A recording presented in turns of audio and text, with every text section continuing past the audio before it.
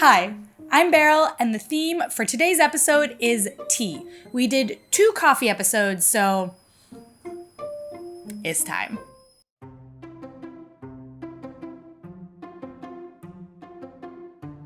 Hi Beryl, my name is Emmeline and I'm from Kuching, Sarawak, Malaysia. One of my favorite ways to have tea is Peng Special or 3-layer tea. Déeh meaning tea, C stands for carnation, which is the brand of evaporated milk commonly used, and Peng meaning ice in the local dialect.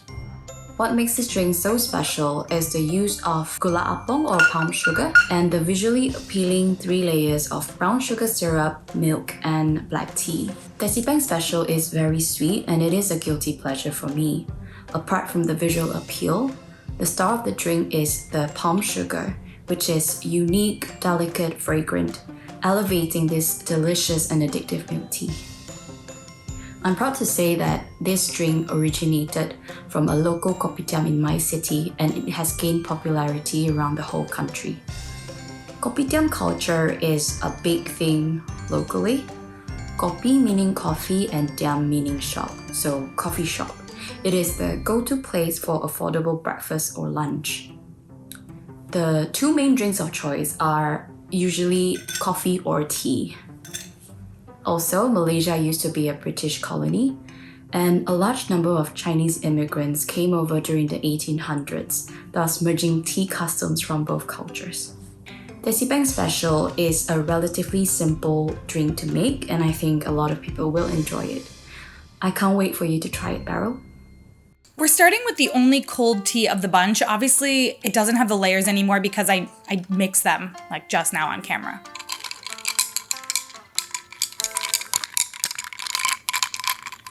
Some more ice mixing ASMR for you.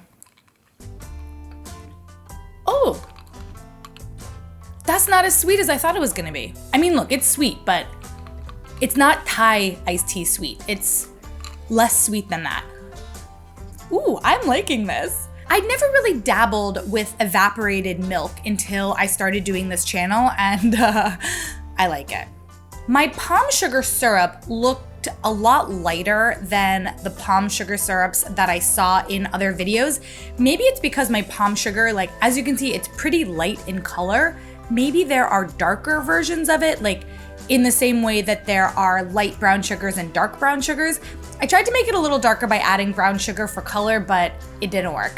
I'm not sure how much of a taste difference there is between palm sugar simple syrup and, brown sugar or white sugar simple syrup, but if you happen to be at an Asian grocery store, you'll always be able to find it, so might as well throw it into the basket, I want to mention the artist behind me. Her name is Alana Cartier. She is based out of Toronto, Canada. She likes to work with colored pencil and gouache and obviously has a large focus on food, so it was perfect for the channel.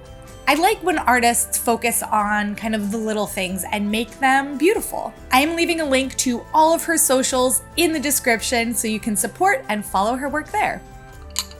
I like this one. It's refreshing, it's sweet but not too sweet, and it's using one of my new favorite ingredients, evaporated milk. I'd like to take a moment and thank BetterHelp for sponsoring today's video. I think it's great that in recent times we are talking more openly about mental health and about taking care of our mental health. Doing that can be a lot of things. It can be taking a bath, going for a walk, making a cup of tea that just relaxes you, but it can also include talking to a therapist. Talking to somebody who is not your friend or family member can actually be really helpful to get a perspective that feels less judgmental. BetterHelp is an online therapy service. They have a huge network of over 20,000 therapists who are licensed in a range of topics who are there to help and listen. To get matched with the right therapist, you go online and take a quiz and talk about your specific needs. You also talk about things that you are aiming to do in therapy. BetterHelp will take that information and match you with a therapist. And if that therapist doesn't work, you can switch as many times as you need to find the right one. If you're interested in trying it out, you can go to betterhelp.com, that's HELP, and use my code Beryl, and that will give you 10% off your first month.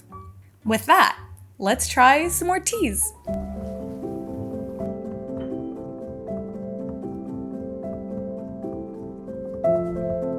Hello, my name is Uyanga, and I'm currently living in Washington, D.C., but I'm originally from Mongolia. My favorite way to have tea is Mongolian milk tea with rice. We call it Budaatai Suutei.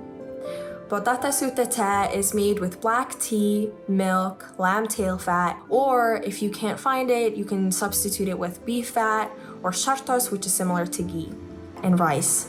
It's delicious to me because I was raised by my grandparents, so my grandma would always make it on the weekends, and every now and then she would switch it up with adding it with rice or with dumplings. There are multiple variations to Suutei, but the main Suutei is common in households in Mongolia, especially for many nomad families. My maternal great-grandmother is from Tło Déeh, which is on the western side of Mongolia, so our Suutei is on the saltier side. While my maternal great-grandfather is from Umungabamik, which is in the Gobi Desert, where they utilize less salt in food because they're in the desert. I think that people should try this at home by themselves, because while it is definitely an acquired taste, I think it's good to try a completely different type of tea. Tea culture is pretty big in Mongolia. When you visit a nomad family, they'll always offer you Suutei, and nomad families drink Suutei as a means to hydrate more than water. If you're offered water, it's actually pretty disrespectful, so you'll always find Suutei no matter where you go. If you ask a Mongolian their memory of Suutei, more than likely their grandparents or mother has always made it for them. This tea connects to my culture because livestock is essential to Mongolian culture. We utilize every part of our livestock so nothing goes to waste. Majority of our diet consists of red meat and dairy. So Suutei utilizes both of those, lamb tail fat and milk. Lamb tail fat is understood to be nourishing, and hot tea warmed us in the brutal winter months. Therefore, Suutei is integral to who we are as nomads. I hope you enjoy. I feel like I really struggled to make this tea, and I think mostly it's because it has redefined what I think tea is irrevocably. When Uyanga was saying to put dumplings in it and that rice goes in it, I just kept being like, I don't understand how to make this, like what am I doing? This is definitely making me feel like, you know, this is the non-appropriated version of the keto coffee trend that we saw over here in Western culture. I did have to use ghee because I couldn't find lamb's tail. That was a little difficult here in the US. Honestly, if I could have, I would have. Oh my God, it's so hot. I'm so sorry. There's no steam coming off of it. Oh my God, my tongue. I just need a moment. How is it still so hot? I don't understand.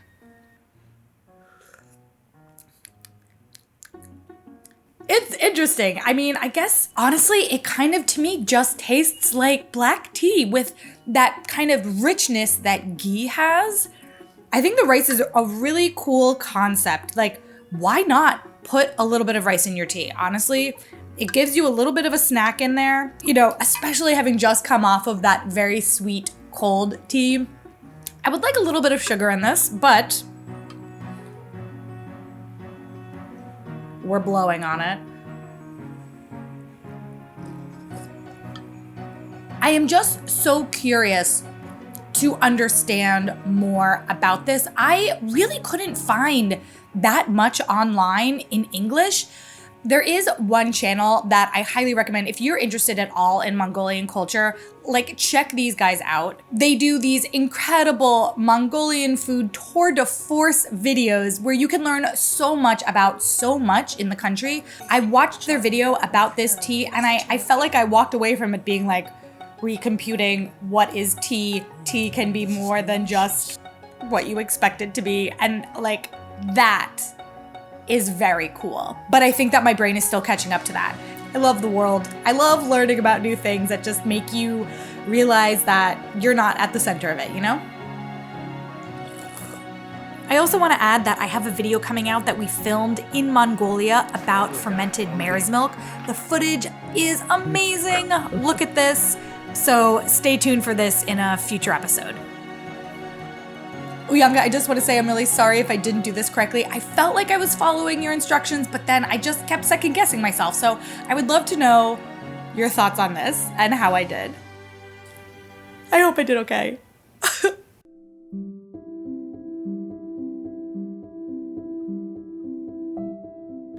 Bonjour, Beryl. My name is Ashley. I'm from the Hickory Apache Reservation in Jooz, New Mexico, but I currently reside in Flagstaff, Arizona. The tea we're going to be talking about today is called Tło Déeh, meaning Indian tea. It's not something you can buy at a grocery store. We go out into the woods and pick it ourselves. The best way to actually prepare it after you forage it from the woods is just put it in a bundle and then put it in a kettle full of water and come to a boil. I like to drink it because it makes me feel like I'm back home. Just with this cup of tea, my best way to drink it is just with honey. It does have a bitter taste to it with some like earthy tones, but a lot of times depending on who picks it, it does have flowers with them and have a floral taste. But the ones I have don't have it. At home, it was always something we drank when we were around a campfire or when we were sick. I hope you like it. I hope it's not too bitter for you, but I do wish that some people would if they tried it, they will really enjoy it.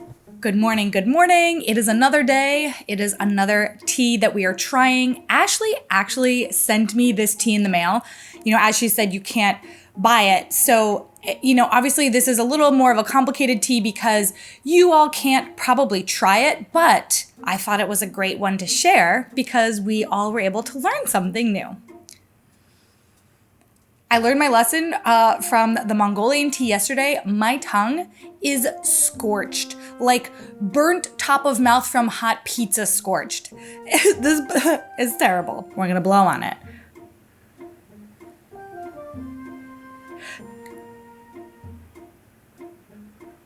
Okay, actually maybe I put a lot of honey in this, but this doesn't taste bitter to me. This is kind of giving me like dandelion tea vibes maybe. I'm enjoying this, and if this is something that's supposed to help you when you feel sick, this tastes a lot better than some of the licorice root teas that my mom would give me growing up.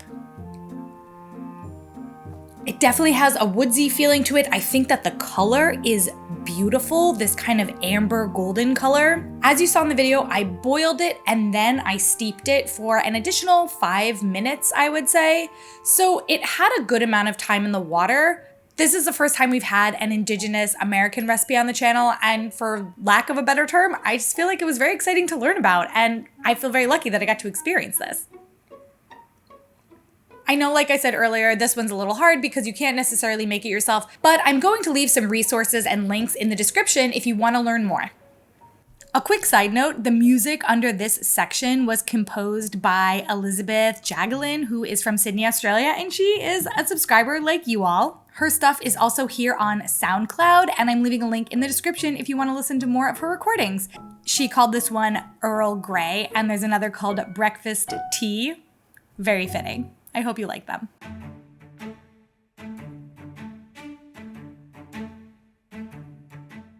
Hello everyone, my name is Maizah. I'm from India, but I was born and brought up here in the UAE. So today I'm going to be talking about Karak tea, and Karak means strong.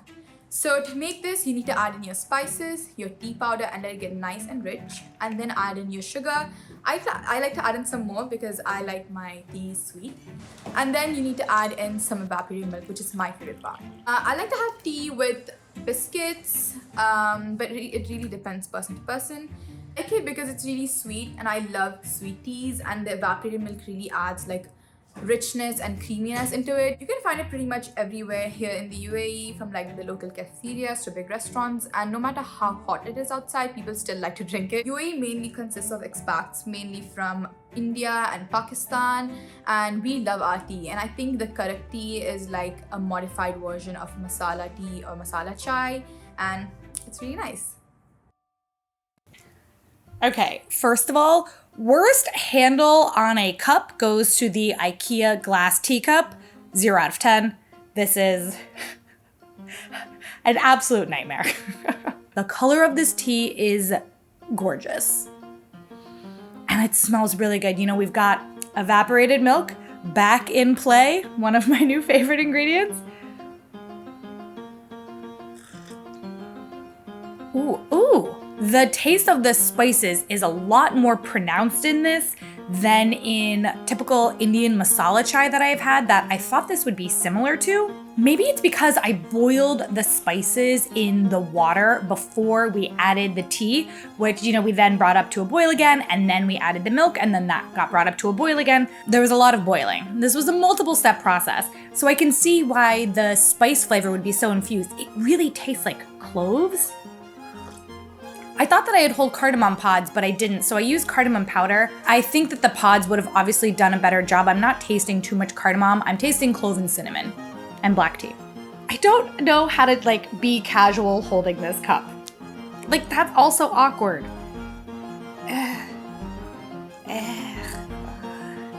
We've settled with the original position. This tea did have a lot of black tea in it, and one of the things that I really appreciate about tea drinking culture, this happened to me a lot in Jordan. We would have black tea at night, and because I didn't want to say no, I would end up lying in bed just cannot sleep. And everybody there stays up so late, and I'm like, well, yeah, we're all just drinking black tea at 11 p.m. and, we're not going to sleep anytime soon.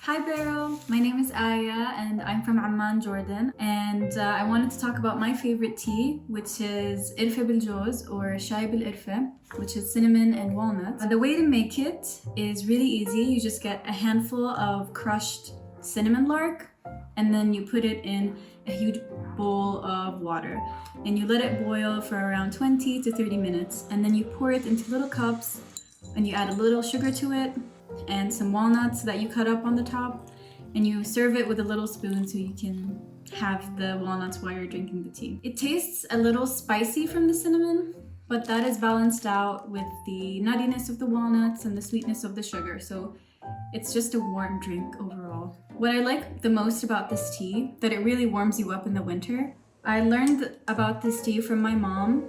It's a very popular tea here in Jordan. It's very common to make this tea after a woman gives birth. So if you're visiting a family who just had a new baby, they would probably serve you cinnamon and walnut tea, because it was once believed that this tea helps women who just gave birth ease their postpartum symptoms.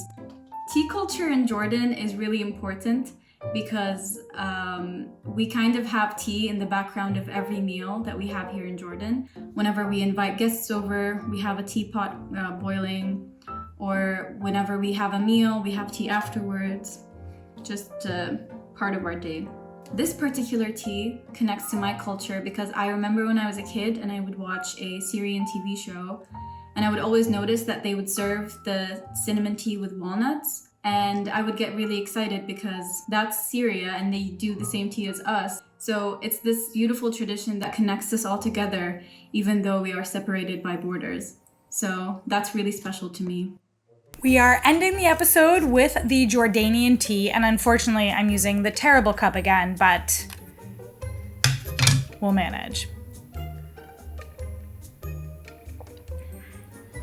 I've never had cinnamon tea like this before, where you just boil the cinnamon bark. This is lovely. The concept of the walnuts is very interesting. I'm not a huge walnut fan, but soaked maybe? I still don't love walnuts, but it's kind of nice together. Having spent a bit of time in Jordan myself, I can attest 100% to the tea culture there. Roll the clips. This is when I was in Jordan just recently with my sister, and I actually was like, I'm gonna chronicle all the cups of tea that I'm drinking here because it was non-stop. While I was there, I did film a collection of stories in Jordan about different foods, and I did coffee that I would love for you guys to watch. It is also a fundraiser for my sister's school for Syrian refugees in Jordan. So all the proceeds go towards her school from the ad revenue. I think this is also a really cool type of tea to try because chances are you have some cinnamon sticks sitting around in that spice drawer, and this makes for a very interesting, a little bit kind of spicy, but not actually spicy, and slightly vibrant cup of tea. And I boiled these for maybe 10 minutes, so not that long, and I feel like the flavor is just right. Also, I let this cool down quite a bit, so I wouldn't call this hot tea at this point. I would say this is warm. I like to be able to really drink my drinks, you know? I really enjoyed filming this episode. I'm leaving a link here to the video that I shot in Jordan, and I'm leaving here a coffee video in case you're someone who's like, I don't like tea, I like coffee. With that, I will see you all in my next video.